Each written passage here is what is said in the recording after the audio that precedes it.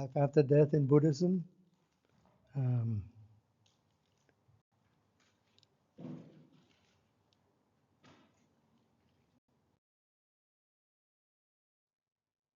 the core principle is based on anatta, or not self, just continuity. So Buddhism doesn't treat death as an end, and nor as a transition of a soul. So no permanent soul in Buddhism. So what continues after death then? It's not a soul, not a person, but a causal stream of mental processes, or nama rupa. Like it translate as image of the mind. Driven by your karma, intentional actions, craving, tanha, and ignorance, avijja, or not seeing the truth. And this is the same mechanism that continues moment to moment in life. Death is simply a major transition point.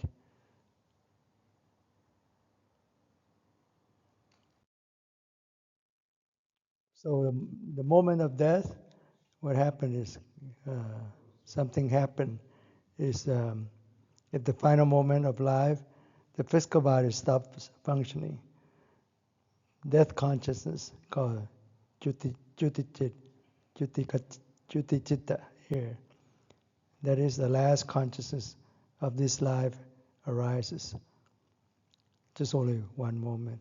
And then immediately after, a new consciousness arises. It's called rebirth-linking consciousness. Paṭisandhi-citta, or Paṭisandhi-citta.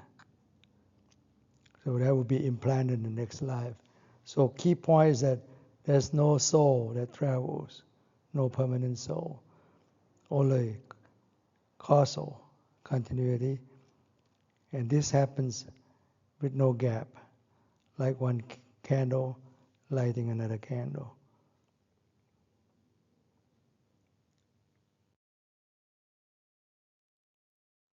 That one is just show you 31 realm. I forgot to mention. 31 realm, we'll go to that a little bit later. Human realm, and then the lower realm, and then 4 lower realm, and then 6 heavenly realm, and then divine form realm, and then formless divine form realm, the formless divine realm. Okay. The total is 31 realm. But that doesn't include nirvana. That's out of these 31 realms. Intermediate phase, this doesn't exist in our tradition. Theravāda said, after you die, you just be reborn in another realm. Intermediate phase are different by traditions, like our tradition, Theravāda. No intermediate state.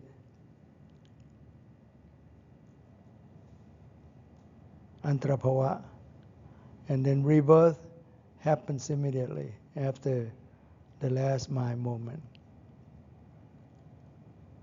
And then in Mahāyāna and Tibetan view, it's a little bit different there. There is an intermediate state called Bardo, lasting up to 49 days, 7 weeks. So consciousness, experience, visions, shaped by its own karma. Could be lights or sounds, deity come to visit you, or fears or desires in that 49 days there. These are not external judges. They are your own mind projected with our body. So it happened through your mind there. Even though our tradition doesn't have that, like this morning we commemorate 100 days memorial service for one of our friends, a doctor that was previous treasurer. So he may have been reborn already, but like in case he's not, like we make merits, pass on merits to him and so on. If it's in the realm that he can receive it, he can get that and brighten his mind and so on.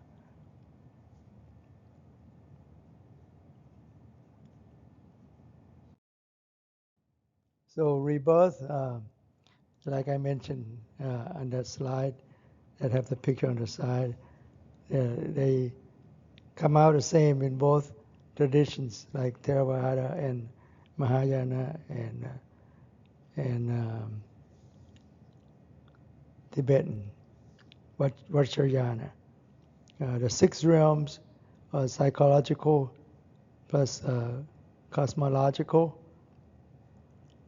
So all schools agree on rebirth, not reincarnation, will be the next slide. What continues is a stream of conditioned processes, not a self. So it's, like I said, no permanent soul. So the six realms are Deva, the gods. There are like 7 levels there, sub-level, like the Chatu Maharaja, and then Dāvadungsa, and then Yama, Dusitta, and then Nimanaradi, and Paraniminta, Vatsapadi. So 6 levels there. So they just sum up here as a Deva, God. It's the pleasure realm, complacency, psychological pattern, and notice that pleasant but spiritually stagnant. You don't advance. You're stuck there until your good karma ran away, then you will be reborn in the lower realm, and so on. And then in our tradition, number 3 is number 2. Humans would be the second one. A demigod, asura, they're listed here, higher than human. In fact, they're lower than human. You can go to the demigod first. Asura is like giants, something like that. Have jealousy and competition, strong ego and conflicts in that realm. And then humans, balance of joy and suffering. That's why all the bodhisattva, they will finish as the Buddha in this realm, because they have joy as well as suffering. Suffering makes you see the truth. And if you're gods or deva, they're always pleasurable, so they don't see the suffering. In fact, we show a Moggallana went up to the Indra there one time we talk about. And Indra was the king of that Dāvadungsa. And he was enjoy with the pleasure over there, forget to meditate and so on. Live in a nice palace in heaven. And Moggallana is the supreme in psychic power. He just shook Indra palace with his big toes only, make it tremble. So Indra was wondering, who did that? He said, I did that. So, and he kind of warned him to practice meditation, more meditation. Just tell you about the gods, and so the human realm is the best realm to attain enlightenment. So best realm for enlightenment is the notes say. Then the lower realm below the demigods or asura is the animal realm with ignorance and fear, limited capacity for wisdom because they have smaller brain, so they have less perception, less memory perception, so they don't have metacognition except a few animals, or self-awareness, of self-image. Self-awareness is not their capability. So And there's a few animals like elephant, chimpanzee, bottlenose dolphin, and then those and children above 2 years old. Also, the bird magpie also had that self-awareness capability, or child over 2 years old. So below that, they don't have that capability. And then the hungry ghost, the preta or peta. Preta is insatiable craving, symbol of addiction and obsession.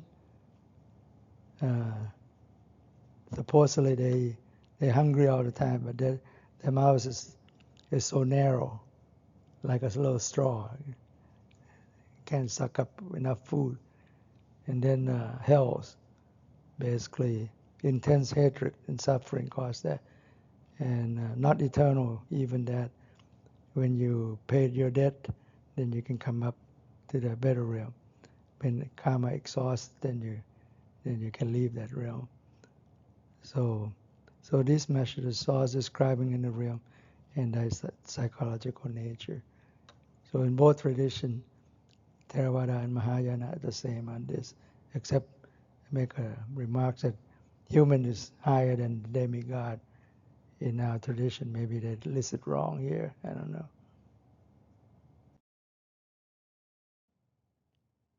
So the distinction between reincarnation and rebirth in Buddhism is called rebirth, distinct from reincarnation. Reincarnation is like permanent self or permanent soul in other religion. But unfortunately, like I think they call the Dalai Lama as reincarnation. In fact, it's a rebirth. Reincarnation means like in Hinduism, Brahmanism, it's a permanent soul moves to a new body.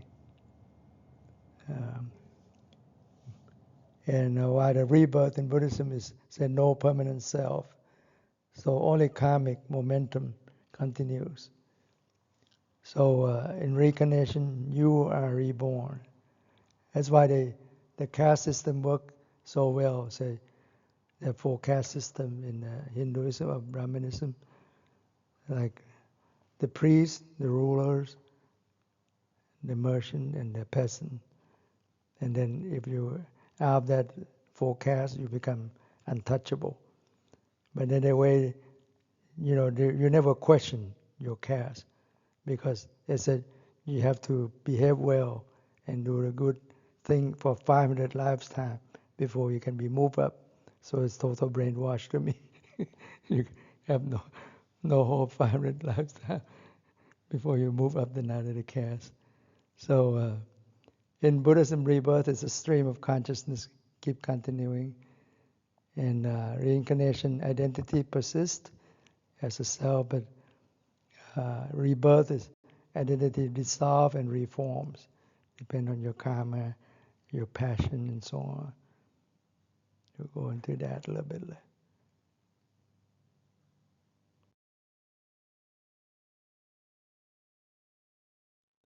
Buddha Natulo is the one that described the atomic sphere rules. But normally his teaching extremely direct, minimal, and mind-focused teaching. When it came to death and the afterlife, he deliberately avoided speculative descriptions and instead emphasized on immediate practice and direct knowing. And then he consistently taught that worrying about heaven, hell, or future lives is not essential for liberation. So he emphasized on practicing insight meditation. But yet, he's the one that described the Four Ultimate Truth, Four Noble Truth, in the mental aspect, in the mental way. Some people call mental Four Noble Truth, or Four Ultimate Truth, as it literally means. He describes simply as cause and effect. The second one, cause of suffering caused by mind, reaching outwardly, embed with desire, liking and disliking. So the consequence of that cause is the number one, first noble truth, suffering. Resolve my reaching outward with clinging to self.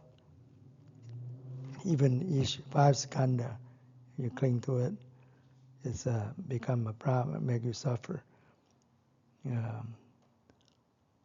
Or has a whole person, as self, of the aggregate of the 5, the combination of the 5 aggregates as a person. You cling to as self, that's a suffering that the stream enterer able to get rid of. And the third noble truth, end of suffering, resolve my seeing my clearly. It's a result when resuming the norm of the equanimous mind, true nature of the mind, which is void of greed-headed illusion. It's just uninvited guest that came in and never left you. That's why you need the middle path, the fourth noble truth, towards the end suffering, towards the end of suffering. By practicing middle path, the noble eightfold path, the mind seeing mind clearly. That means mindful awareness, guarding the mind, and keep the mind clear, and maintaining the equanimous mind. So the fourth noble truth is the cause of number 3. So it basically cause and effect in Buddhism. Sometimes it's called Paccaya, law of causation. Dependent arising is the same thing. So Luang Pu Dun mentioned this atomic sphere. He taught that karma, both wholesome and unwholesome, is restored within the smallest atomic unit of form, which are hidden in the void, the subtle space between the internal sense spheres or base of eye and tongue, body, and mind, tongue and body, and external form like sight, sound, smell, taste, touch, and thoughts, and so on. So nirvana, basically, when the subtle form, like I show you on the top there, try to describe what he was talking about. May or may not be the same, but this is what we discovered. When the subtle atomic unit that store karmic information is dissolved, like a shell is broken, like many masters would say, when you meditate to the point that your mind is ready for liberation, it's like a chicken that breaks the shell and come out from the shell and become a chicken. And basically, when it dissolves or relinquish, karma loses the opportunity to bear fruits, either good or bad, okay, leading to liberation from the cycle of birth and death. So this is a picture of orb, ORB orb. You can look it up what it meant.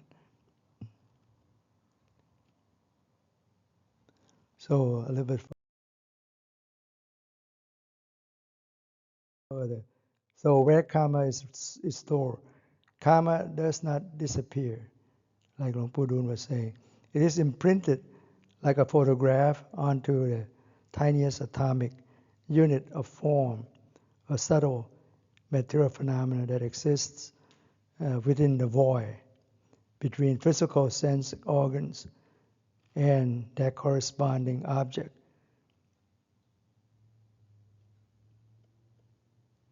It's like your eyes with the sight, ear with the sound, nose with the smell, tongue with the taste, body with the touch, and mind with your thoughts. So the interspace there is the place where those karma was imprinted on.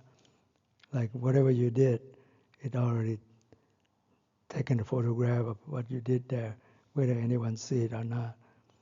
And it's retrieved into those tiny atomic sphere when you die. Because when you leave this body, it's from that void there, it become with your karma and your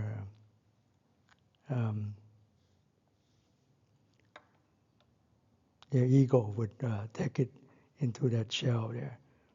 So karma as a cause of rebirth at the moment of death, unwholesome karma stored in the subtle atomic unit become the cause that compel one to be reborn again in order to repay karmic debts. So it doesn't disappear. You have to pay karmic debt into that atomic spheres. It's not that big, normally very small. So back in 2003, I just found it.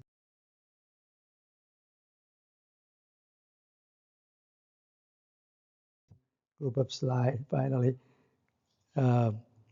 Lama Sopa Rinpoche is a prominent Tibetan monk. He let us learn.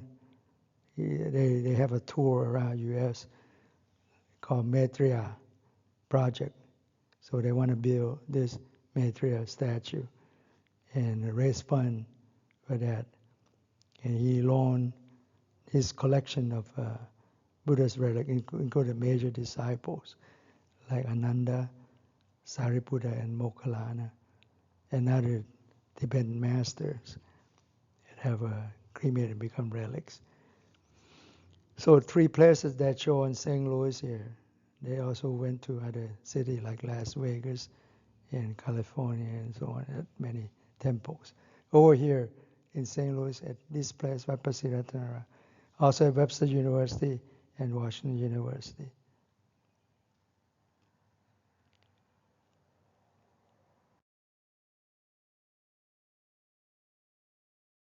And this is what we did.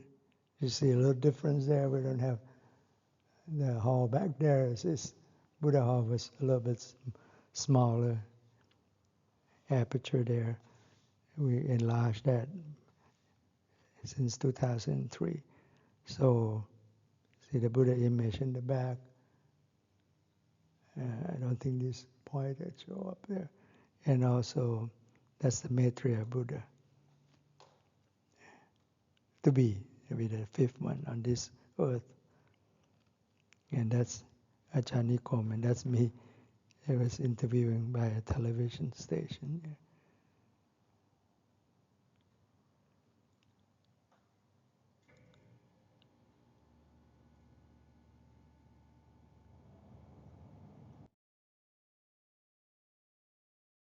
And that was the collection that showed people came to take a look and pay respect. There's various sets of Buddha's relics, Shakyamuni Buddha.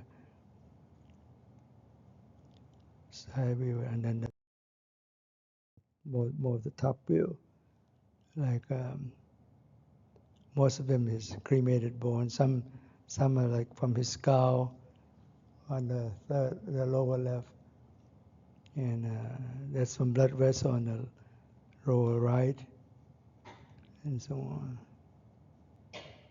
All Shakyamuni Buddha, the current Buddha. And that was me. And you can see some spot by the vent, a little circle on the left picture, a little white spot, white dot there. You see that or not? I can't use the pointer here. It won't go up there. I think they have a way to show it. I don't want to mess it. Yeah, right there. Okay.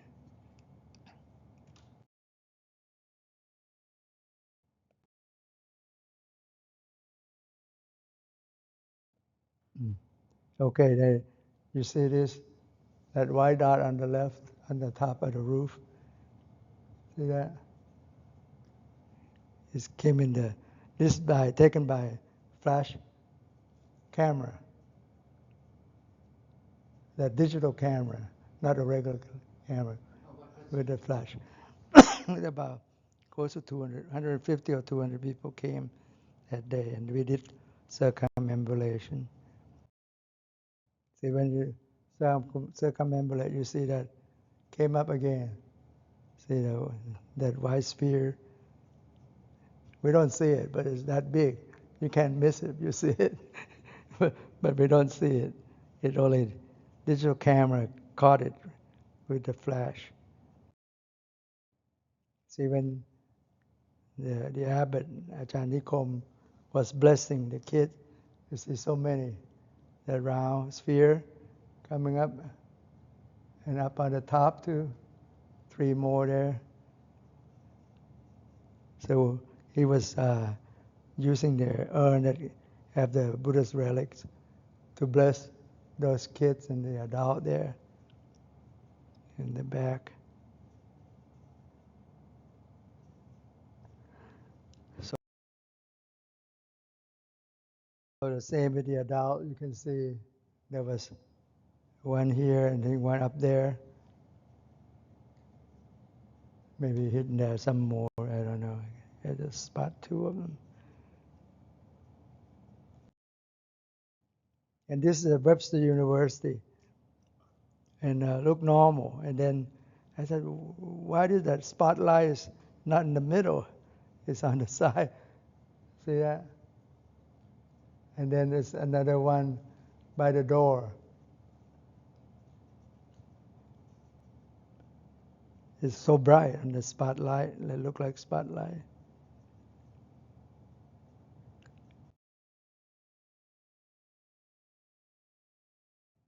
When you look closely, on the doors on the left, enlarged. On the look like a spotlight, look like a hexagon, almost round, but hexagon there.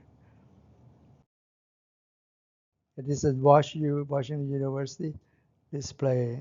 Each one, I think, display 2 or 3 days there. Yeah. So you see the one by the vent area there. There's another one on here somewhere. So that tiny one, right here, I think. It's hard to see. And then the one on the back, see the hexagon. So most of you see on internet, they never show the hexagon. Very unique.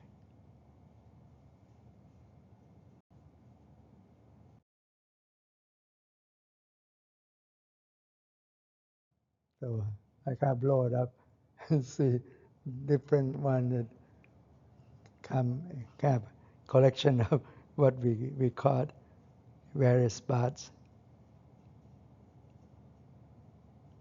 One of them is at high on the ceiling. It's more elliptical. We don't have. I didn't put that in there. It's a huge one. So basically, when the mind is cultivated until it becomes free from conceptual fabrication, it's truly empty. Like you can see, like an orb like that.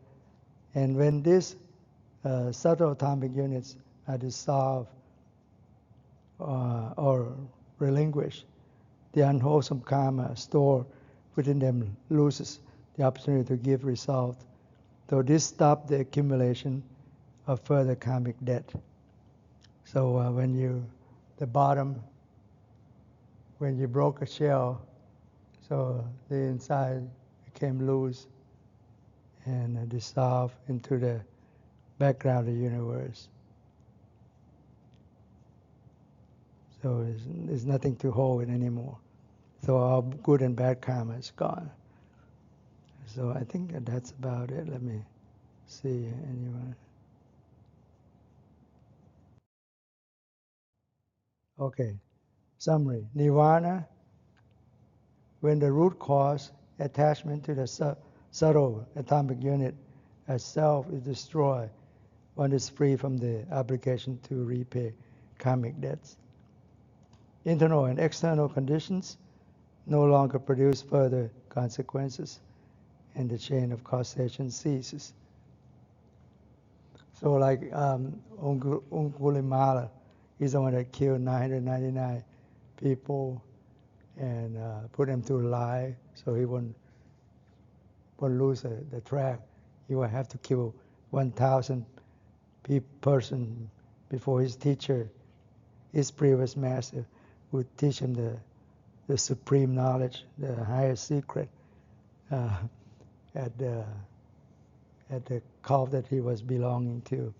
So, even with that bad karma, when he became the enlightened one, this is nullified, all the bad karma. They can, because he won't be reborn again to perceive or to receive such bad karma again, or bad consequence again anymore. So it's nullified in that sense. I think that's about it.